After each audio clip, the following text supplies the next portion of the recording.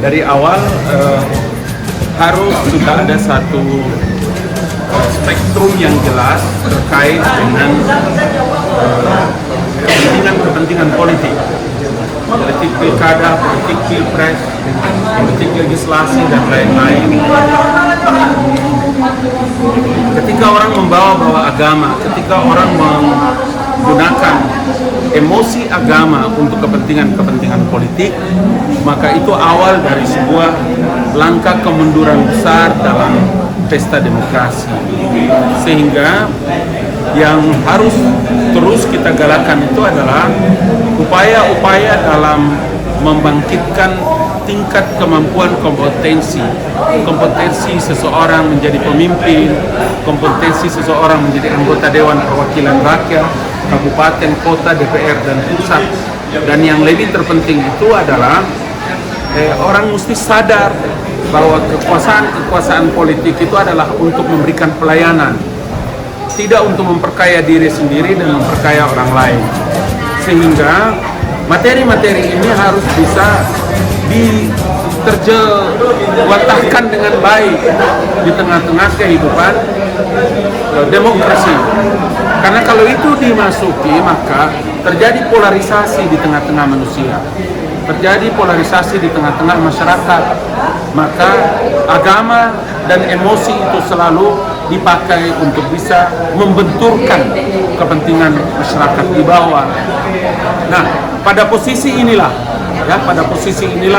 saya mau bilang bahwa untuk kepentingan sebuah demokrasi di negara yang luar biasa besarnya Indonesia, kita kuat di tengah-tengah perbedaan, kita kuat karena kita berbeda-beda, tapi ketika kita bicara tentang masa depan Indonesia, demokrasi, dan masa depan generasi baru, sebetulnya poin ini yang menurut saya harus dikedepankan. Saya pikir itu menjadi penting. Apa pesan persatuan Indonesia? Pancasila ini kan menjadi pusaka bagi bangsa Indonesia. Pancasila itu menjadi pusaka bagi bangsa Indonesia. Undang-Undang Dasar 1945 dan Pancasila adalah sumber dari segala sumber hukum yang kita pakai dalam menata Indonesia dan demokrasi di tanah air. Karena itu memang hari ini dalam seluruh sektor pendidikan, dalam sekolah-sekolah, dalam seluruh perkembangan kehidupan organisasi-organisasi massa, kepemudaan, sekolah, STTJ, IAIN, dan sekolah-sekolah lain, nilai-nilai ini menurut saya harus menjadi bagian yang tidak terpisahkan dari kurikulum yang dasar. Bahkan setiap angkatan, sistem nilai Pancasila ini menjadi pusaka, menjadi harta kekayaan bangsa Indonesia ini harus diajarkan kepada generasi, harus diajarkan di sekolah-sekolah, sehingga perilaku, kultur, intellectual knowledge-nya, moralnya, semua itu bisa tersumber dan dia berdiri di tengah-tengah kebersamaan. Karena dengan Pancasila saya bisa duduk dan bersama dengan semua komunitas. Ketika kita bicara tentang Indonesia, maka saya berkali-kali mengatakan dalam perspektif kepentingan bangsa dan negara, Pancasila menjadi kitab kita untuk bisa kita pakai, dan itu sudah terbukti bagi bangsa Indonesia berpuluh-puluh tahun, pusaka yang dikenalkan oleh negara kita.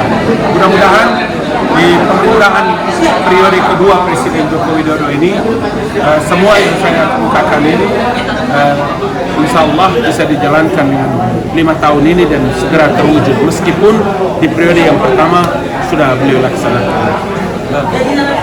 Keberagaman itu terkoyak, kita lihat banget ketika partai-partai politik bermain. Nah, kita lihat bahkan yang satu itu mengabaikan Pancasila, sekarang timbul anak kampret, kemudian cebok. Ya, ini pemilu 2019 kemarin sudah selesai, presidennya sudah terpilih, ya. Dari join sudah 2 koalisi, Presiden Joko Widodo dan Pak Prabowo juga sudah menyatu. 2019 kemarin memang dalam kampanye sangat kental sekali. Sejarah Indonesia menceritakan bahwa perilaku-perilaku ini tidak boleh lagi terulang bangsa dan negara dan masa depan generasi. Lebih dahsyat lagi, merugikan kepentingan kehidupan toleransi di tanah air. Ya, oke, sip. Terima kasih.